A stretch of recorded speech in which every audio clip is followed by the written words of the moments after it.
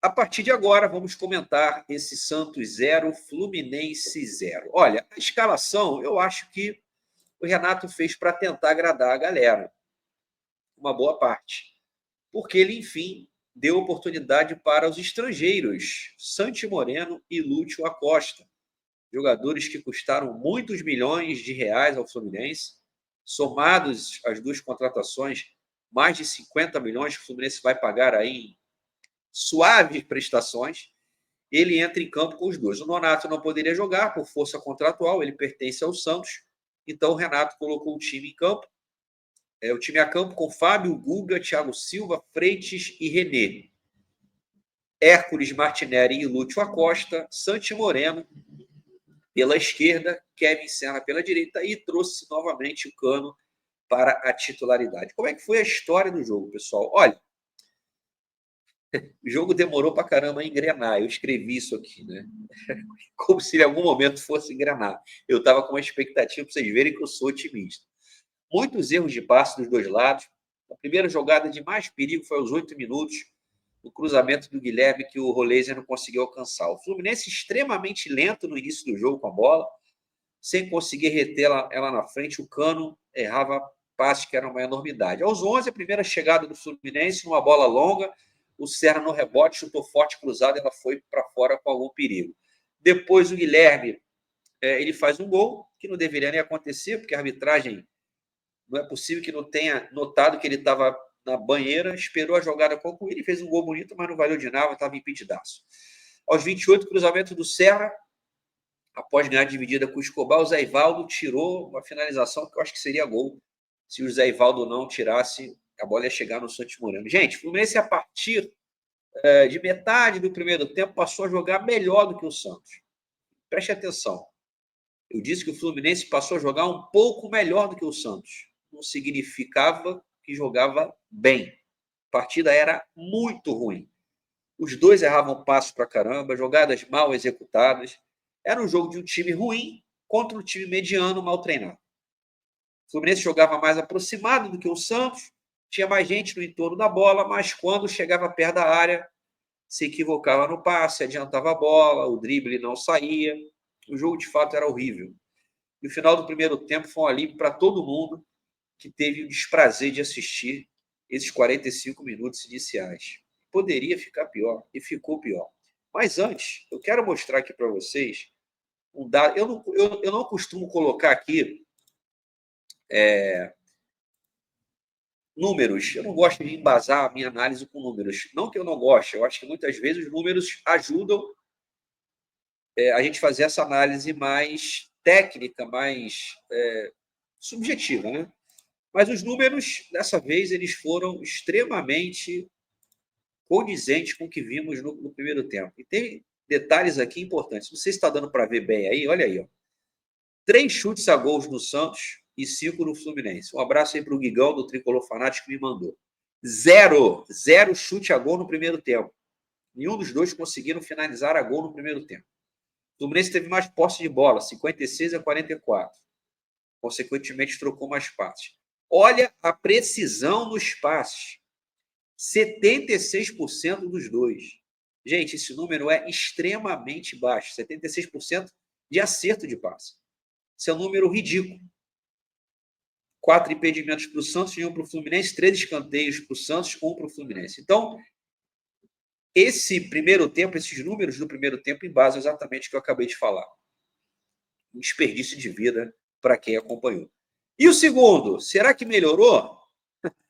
Os times voltam os mesmos. O Renato adorou o primeiro tempo, estava empatando. Imagina, se estivesse perdendo, aí na cabeça dele, resultadista, está perdendo, está ruim, está empatando fora de casa, na cabeça dele está bom. No início, o Freitas faz uma falta imbecil e na cobrança dela, o Fábio faz 2 defesas sequenciais, mas o árbitro na segunda já apontava o impedimento.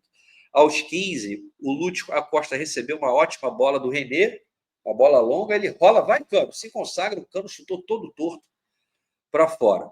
Aí aos 19, o Renato tirou o Lúcio e o Santos, que não foram bem, já vou falar sobre, colocou Ganso e Soteldo. O jogo continuou ruim, mas dessa vez, ao contrário do primeiro tempo, o Santos era mais presente no ataque. O Santos passou a ter mais apetite em ganhar, mesmo com toda a limitação do elenco. Mas o Renato quis piorar. Ele olhou para o jogo, olhou para o banco e falou: cara, o jogo está ruim, como é que eu faço para piorar? Ele conseguiu. Ele tirou o Hércules e Martinelli e colocou Otávio e Thiago Santos. O Fluminense jogou a partir dos 29 do segundo tempo com meio campo com Otávio, Thiago Santos, aliás, o contrário, né? Thiago Santos, Otávio e Ganso. Meio campo, não dá nem para falar que é lento, né? Assim, eu acho que uma tartaruga de Galápagos driblaria esse meio campo. E o Renato conseguiu piorar o jogo para o Fluminense. Aos 31, jogada do Neymar para o Reis, ele limpa, mas chuta fraco para o Fábio. E no final, o Renato, satisfeitíssimo com o empate, tira o cano para botar aqui o John Kennedy. Não, o Igor Rabelo fez a sua estreia, enfim, no Campeonato Brasileiro. E o Fluminense passa a jogar sem centroavante, o Renato quis o empate. E conseguiu, mas por sorte. O Renato é um covarde por sorte, porque no finalzinho o Tiquinho Soares fez o gol, mas estava impedido e acaba o jogo 0-0, Santos e Fluminense. O resumo que eu faço do jogo é que, por isso o título da Thumb, o Fluminense não merecia, o resultado injusto para o Fluminense. O Fluminense merecia perder, porque ele tem um covardão na beira do campo. Esse Santos, gente, faz força para jogar. E o Fluminense também. A gente fica tentando se comparar com outros como se a gente jogasse um futebol muito bonito, muito agradável, muito bem jogado, muito vertical. O Fluminense do Renato não existe enquanto tática. Você não vê um padrão de jogo, você não vê uma ideia, você não vê nada. Ele troca, tira o volante, aí começa o jogo com meia. Aí o jogo seguinte talvez volte a jogar com 3 volantes. Aí hoje, aquela mexida absurda, né? Colocar Otávio, que jogava um tempão, e Thiago Santos. O Fluminense às vezes recuperava a bola. Teve uma jogada no segundo tempo que eu vi. Estava o Thiago Santos, Otávio e o Ganso pela direita. Eles ficaram trocando passe entre eles. Claro, por quê? São 3 caras lentos pra cacete, que não fazem verticalidade, ultrapassagem, vão ficar ali trocando a bola até que a bola volta para o Guga, volta para a zaga e recomeça o jogo. Então, gente, assim, eu lamento muito quem acreditava em Renato Gaúcho. Assim que foi contratado, eu manifestei a minha insatisfação. Eu não entrei no clima do oba, oba, oba, Renato chegou, porque eu vejo futebol.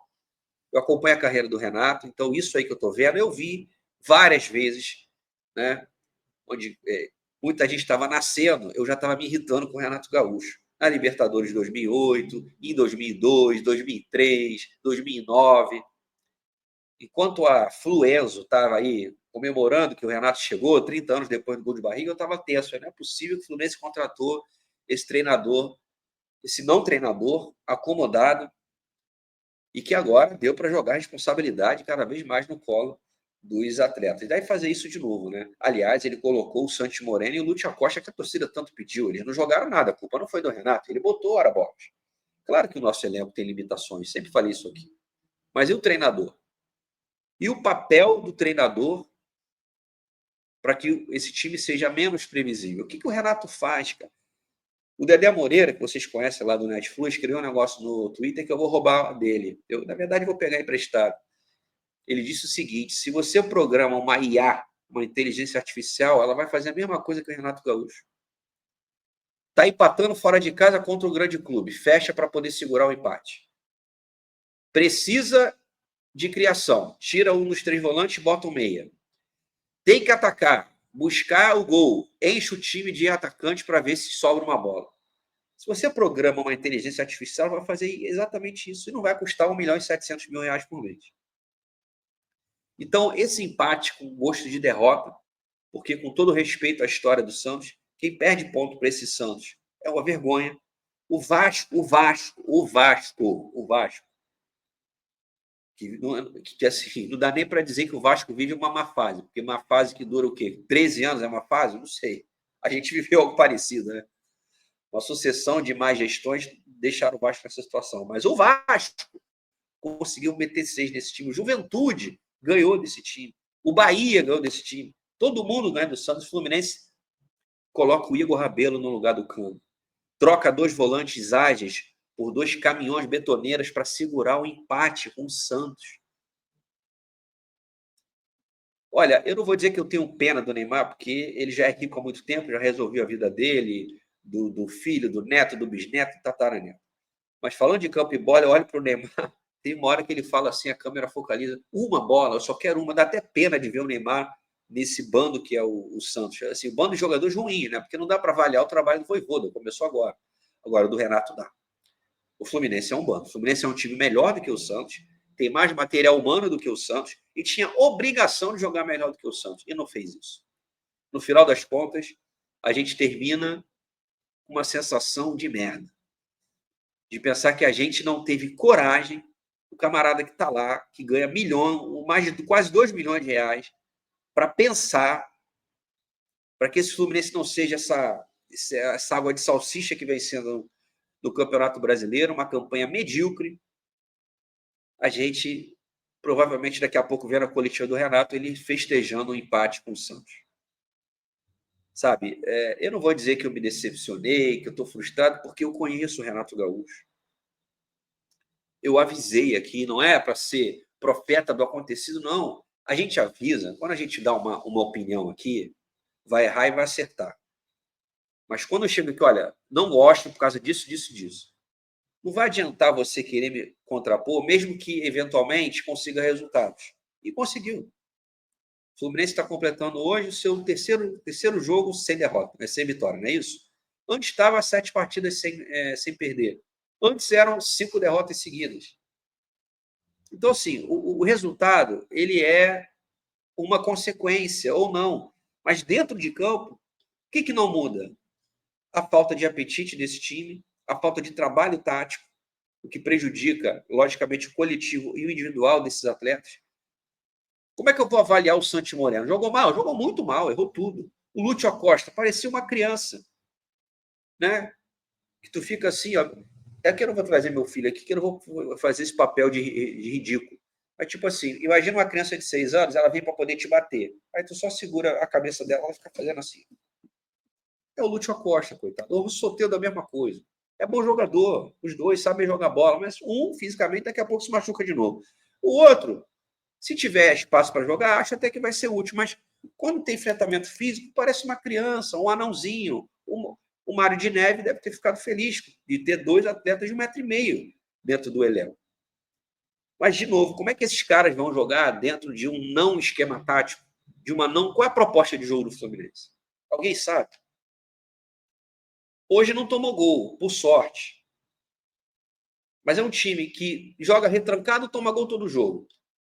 É um time que o treinador fala que vai ser ofensivo e contra um dos piores Santos da história. Né? Esse Santos, time do Santos, um dos piores Santos da história. Talvez não seja igual àquele que caiu, mas certamente é um dos piores. E tira o atacante, que, coitado, não consegue chutar gol, para botar um zagueiro, para segurar o jogo. O Fluminense termina o jogo com 3 zagueiros, 2 jogadores que são primeiros volantes, o Ganso, que é um cara sem mobilidade, sem centroavante, contra o Santos, pô. Contra o Flamengo, eu ia ficar puto aqui, pô, a gente está enfrentando o Flamengo, uma covardia, mas, bicho, pô, é o Flamengo, vamos, vai lá. Não é o Real Madrid, é o Flamengo. Agora, contra o Santos, não é o Santos do Pelé, não, Renato. E nem o Santos do Neymar e Ganso. É o Santos do Neymar, coitado, que joga com ninguém.